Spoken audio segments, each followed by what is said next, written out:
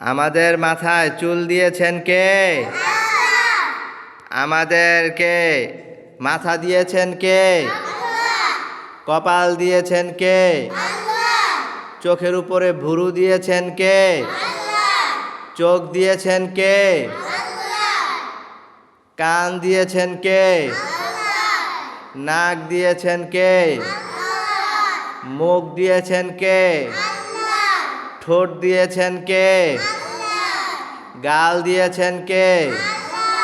গলা দিয়েছেন কে? বুক দিয়েছেন কে?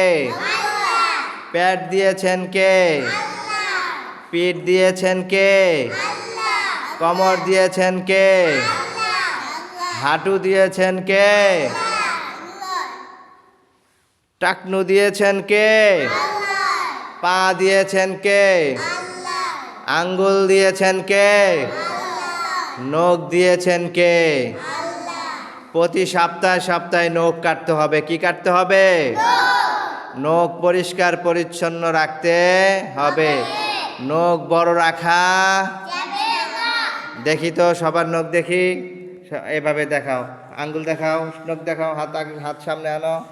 এই তো নখ ঠিক আছে, হ্যাঁ নখ ঠিক আছে, নখ ঠিক আছে।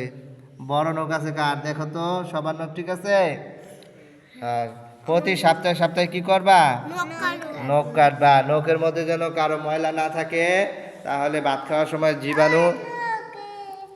আচ্ছা আচ্ছা, যেই নখ বড় আছে কেটে ফেলবা, ঠিক আছে? বলো তো, নখের ভিতরে ময়লা থাকলে কি হবে? খাওয়ার সময় ময়লা পেটে যাবে, এরপরে পেটে অসুখ হবে। পেটে যদি অসুখ হয় তাহলে তুমি মক্তবে আসতে পারবা না, বিছানায় পড়ে থাকতে হবে। আর মক্তবে একদিন মিস দিলে অনেক কি হয়ে যাবে? লস হয়ে যাবে। একদিন মিস দিলে না আসলে পিছনের পড়া ভুললা যাইবা। এই কারণে প্রতিদিন উপস্থিত থাকতে হবে। প্রতিদিন মক্তবে উপস্থিত থাকবে। কে কে হাত তুলে দেখাও? মাশাআল্লাহ, বলো মাশাআল্লাহ, মারহাবা, ইনশাআল্লাহ। প্রতিদিন মক্তবে আসবো ইনশাআল্লাহ। আল্লাহ তোমাদেরকে কবুল করুন।